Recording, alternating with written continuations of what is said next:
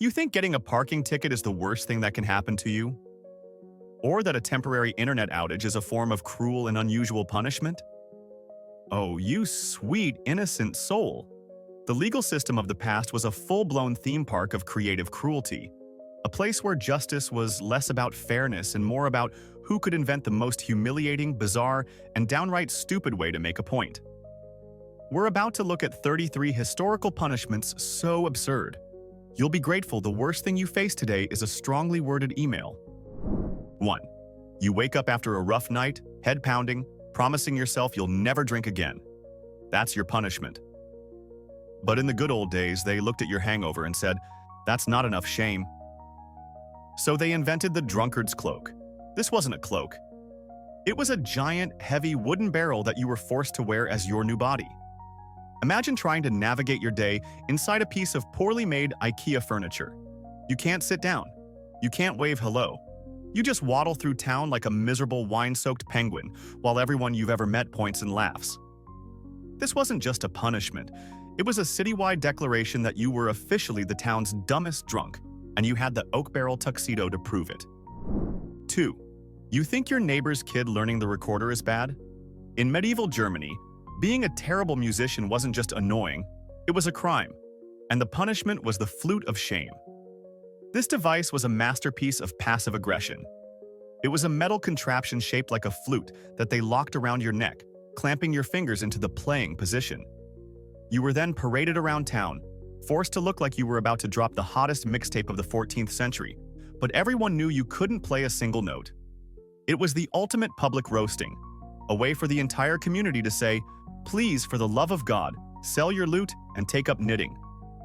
It's basically history's first case of being cancelled for having no talent. 3. Falling asleep in church today gets you an elbow nudge from your spouse. In colonial America, it got you a visit from the sleep police. Seriously, churches had a guy called a tithingman whose only job was to patrol for people dozing off. And he had the most bizarre toolkit imaginable. He carried a long pole. If a man was sleeping, whack, he got a sharp rap on the head. But if a woman fell asleep, oh no, you can't hit a lady. He would flip the pole around and gently tickle her awake with a fluffy foxtail attached to the other end. I cannot stress this enough. Men got the bonk stick, women got the tickle wand. This is the most hilariously inefficient and bafflingly sexist security system ever conceived. 4. You think human trials are complicated? Get ready for Law and Order, Farm Animal Division. In medieval Europe, they put animals on trial. And not as a joke. I'm talking full-scale legal proceedings with lawyers, judges, and witnesses. A pig gets accused of a crime. It gets a defense attorney who has to stand up and say, "My client pleads oink." Rats accused of eating crops were formally summoned to court, and if they didn't show up, they were in contempt. The best part is a pig in France which, after being found guilty, was dressed in a full human suit, complete with a fancy vest, before its public execution. They didn't just punish the pig, they made it look like a disgraced little gentleman first. That's a level of bureaucratic stupidity that is honestly impressive. 5. So you and your best friend had a few too many and got into a fight. In the past, they wouldn't let you just sleep it off. They'd make you work it out, publicly and awkwardly. The drunkard's violins were a device for two brawling drunks. It was a giant, heavy wooden plank that locked both of you together, face to face, hand to hand. You were stuck staring into the eyes of the person you just tried to punch, breathing in their boozy breath for hours. It's like the world's most aggressive couples therapy session, but for idiots.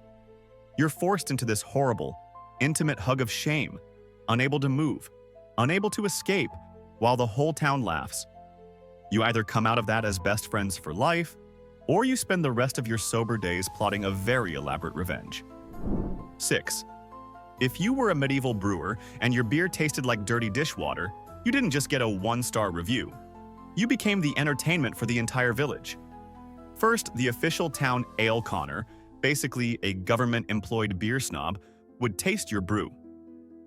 If it sucked, you were sentenced to drink an enormous amount of your own disgusting creation. You had to sit there and choke down gallon after gallon of your own failure juice. And the leftovers? They didn't just toss them. They poured them all over your head and your house. It was a punishment that said, not only are you a terrible brewer, but now you, your family, and your entire home get to smell like your failure for a week. 7. Bakers who tried to scam people were treated with similar culinary justice. If you sold a loaf of bread that was underweight, they wouldn't just fine you. They'd make you the star of a parade of filth.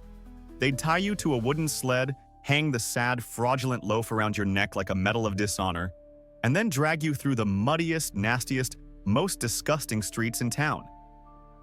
We're talking medieval streets here, which were basically open sewers. You were literally being dragged through poop and garbage, all because you tried to save a few cents on flour. It was a powerful business lesson. Cut corners on your product, and we will drag you through actual human waste. 8. Forget the fashion police, this was the fashion Gestapo. In the 14th century, you could get in serious trouble for having shoes that were too cool. The style was these insane shoes called poulains with ridiculously long, pointy toes. They were so long, some guys had to tie the tips to their knees just to walk without tripping. The government saw this and, instead of just letting people enjoy their absurd footwear, they passed laws about it. Your social status determined your legal shoe tip length. A commoner? You get a sad little 6-inch point. A nobleman? You could rock a majestic 2-foot-long toe spike. Imagine a guard stopping you, pulling out a ruler and saying, "Sir, your shoes are far too pointy for a man of your tax bracket. I'm going to have to write you a citation." 9. Today, football is a religion. People paint their faces, name their children after players, and plan their entire week around a single game. But back in 14th-century England, playing football could get you thrown in jail. King Edward II literally outlawed it. Why? Because it was distracting everyone from practicing archery, which was, essential for killing people in wars. The king was basically that grumpy dad who yells, "Stop having fun and go do your homework." Except the homework was shooting arrows, and medieval football wasn't a friendly game with rules.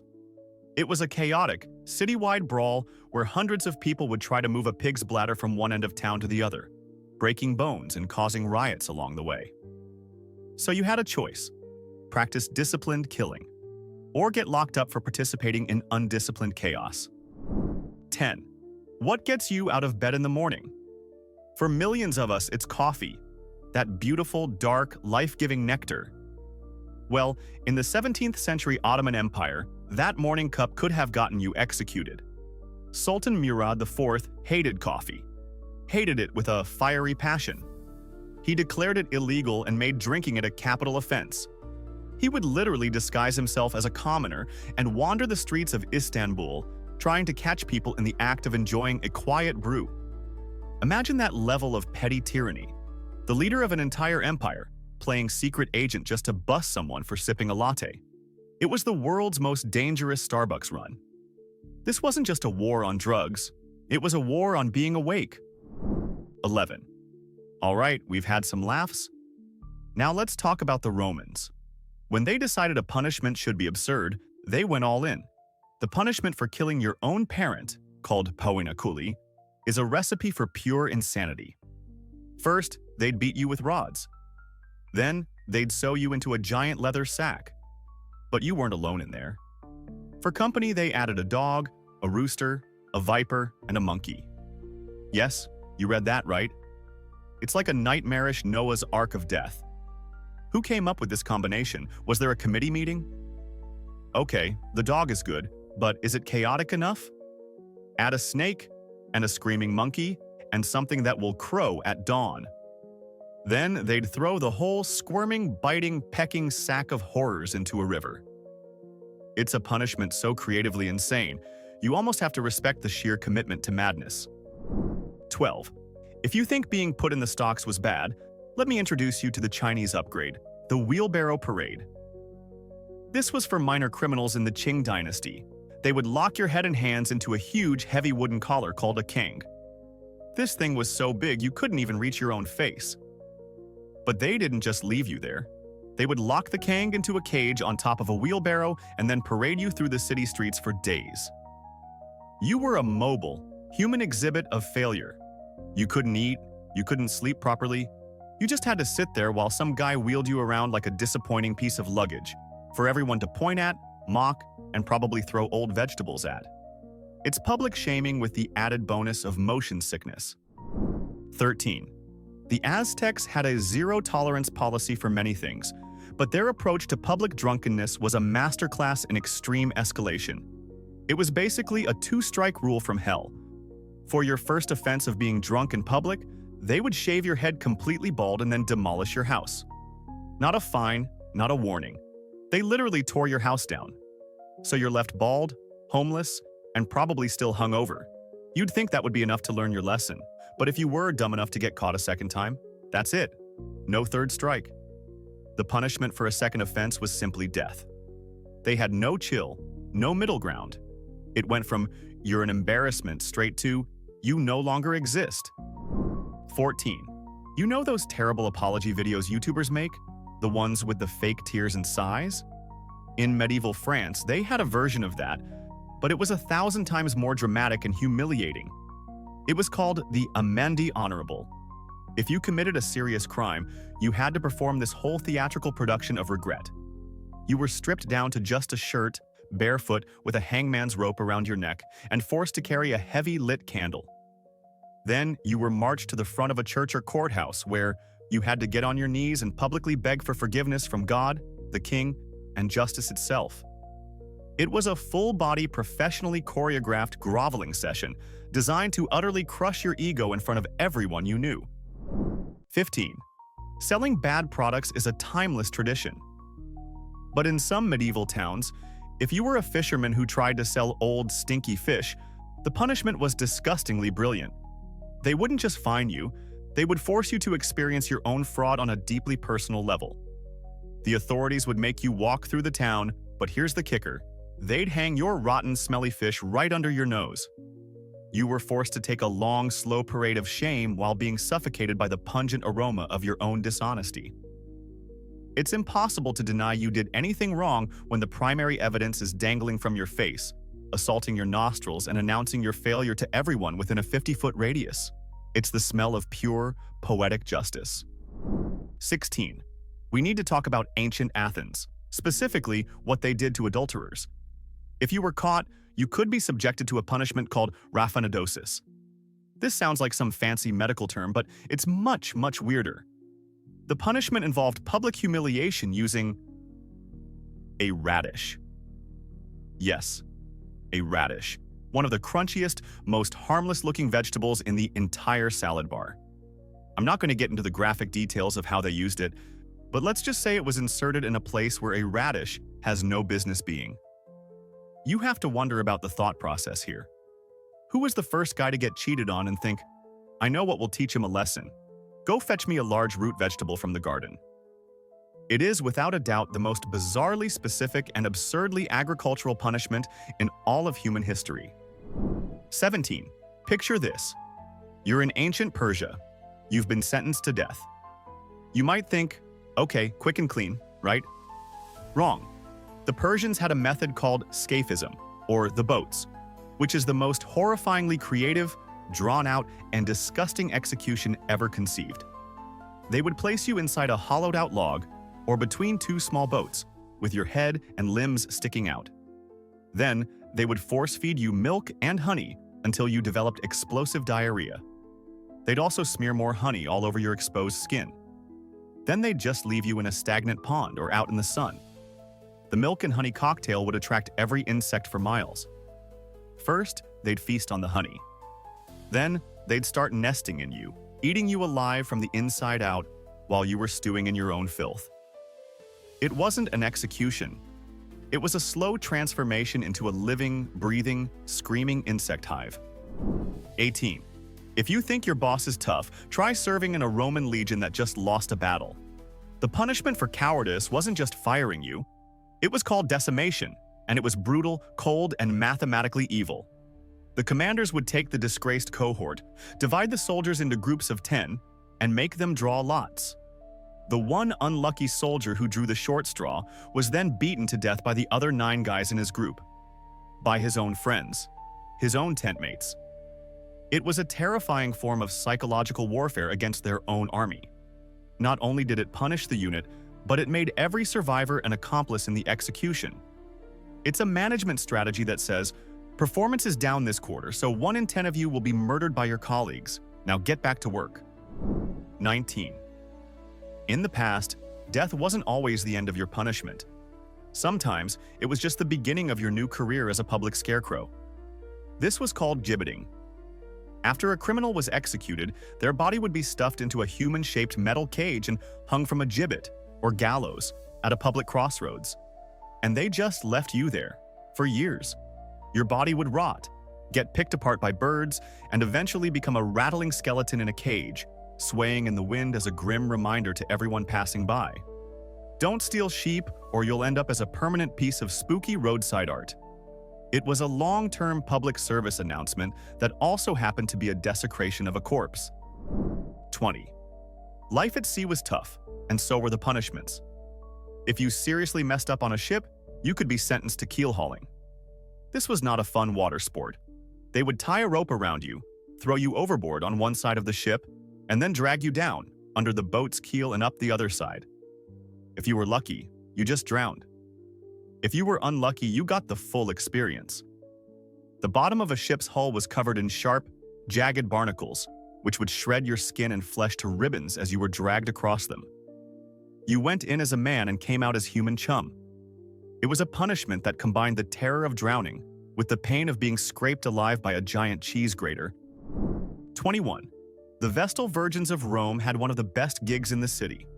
They lived in luxury, had front row seats at the Colosseum, and were treated like rock stars. But there was one tiny rule. They had to remain celibate for 30 years. If one of them broke that vow, the punishment was awkward. Because they were considered sacred, it was illegal to spill their blood. So, the Romans found a loophole. They would take the guilty Vestal to an underground chamber, give her a small lamp, a little food, and some water, and then seal her inside and bury her alive. Technically, they didn't kill her. They just put her in a room and then buried the room. It's the kind of soulless, bureaucratic logic that only a lawyer could love. We didn't murder her, Your Honor. We just stopped her from being not underground anymore. 22. In medieval society, gossiping was a serious offense, especially for women. Here, the humor fades because the punishment was something straight out of a horror movie, the scold's bridle. This was a horrifying iron helmet, a cage that was locked onto a woman's head.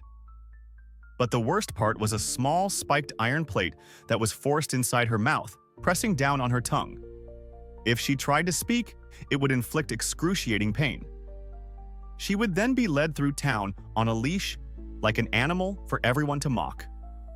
This wasn't about justice. It was a device of pure misogynistic cruelty, designed not just to silence a person, but to do it in the most terrifying and humiliating way possible. 23. The Puritans in colonial America were not exactly known for their live and let live attitude, and they really did not like Quakers. So when Quakers would show up in the Massachusetts Bay Colony, the punishments escalated with brutal speed. First, they'd whip you and throw you out. If you came back, they'd whip you again and cut off one of your ears. If you were brave or stupid enough to come back a third time, they'd cut off your other ear.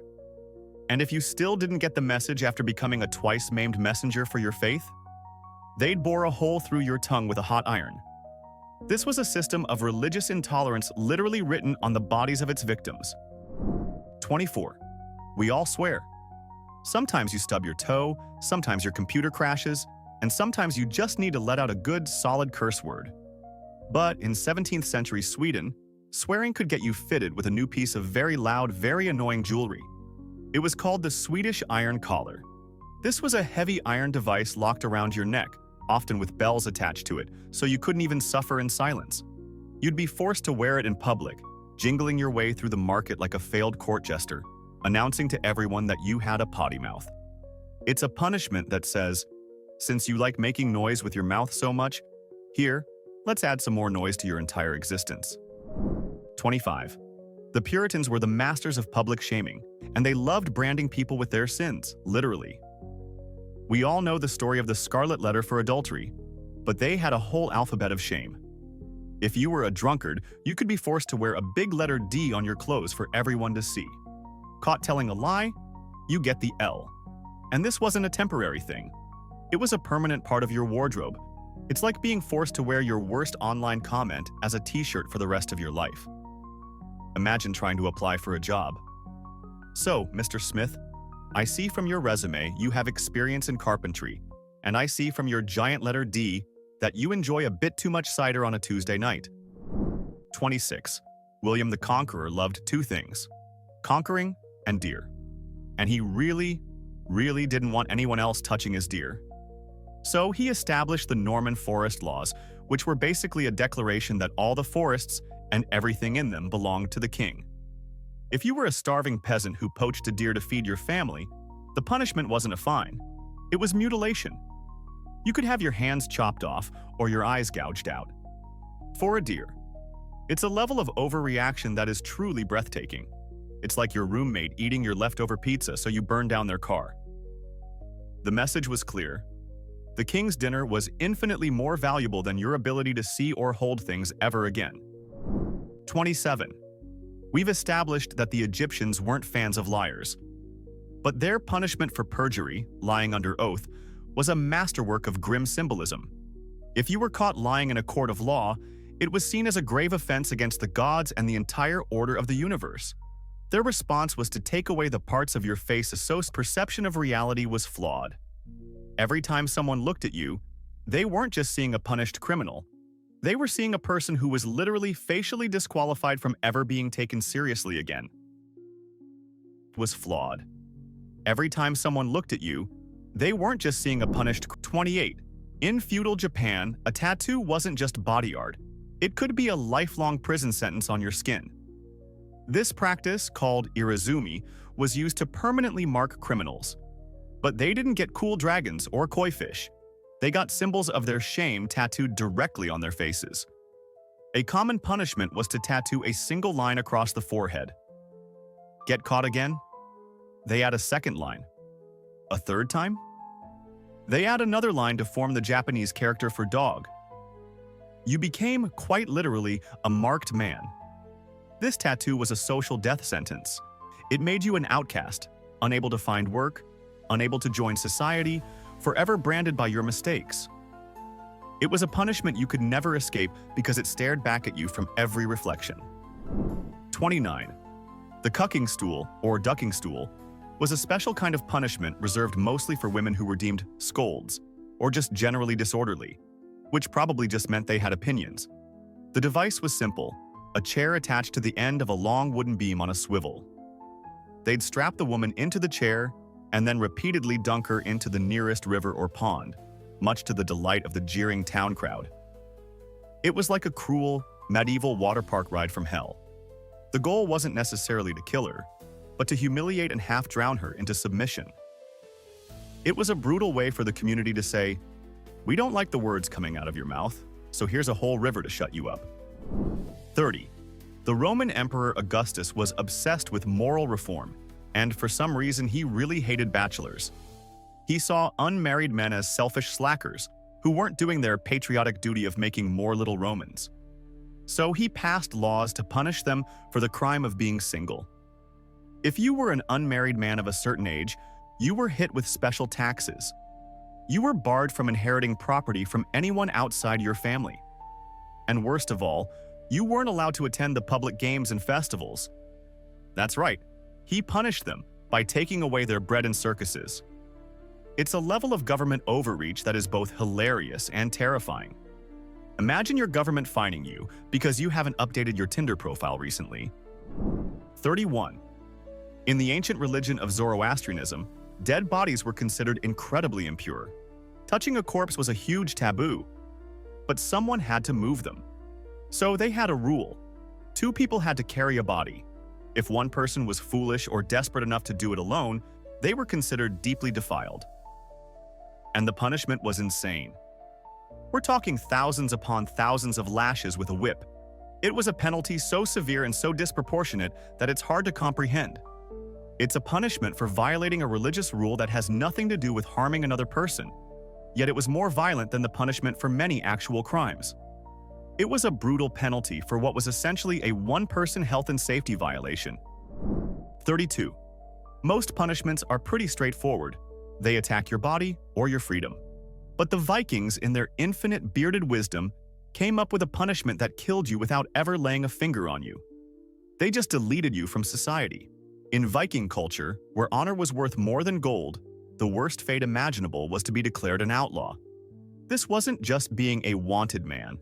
This was a full social and legal death sentence. The moment the declaration was made, you were legally considered dead.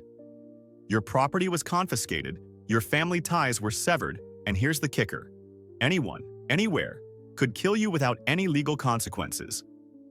In fact, they were often cheered on for doing it. You were instantly transformed into a ghost, a walking corpse, forced to flee into the wilderness and live in constant terror that your old neighbor might hunt you down for sport.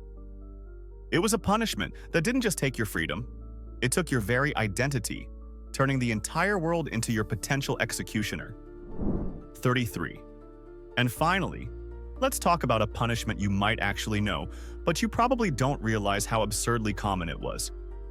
You've heard the story of Jean Valjean in Les Miserables, right? The guy who steals a loaf of bread and gets a ridiculously long prison sentence. That wasn't just a plot device. It was a horrifying reality in 18th century France. For a crime as minor as stealing food to survive, the justice system could sentence you to the galleys. This wasn't just prison. This was being physically chained to a giant oar on a warship and forced to row until you either died or your sentence was up, which could be years.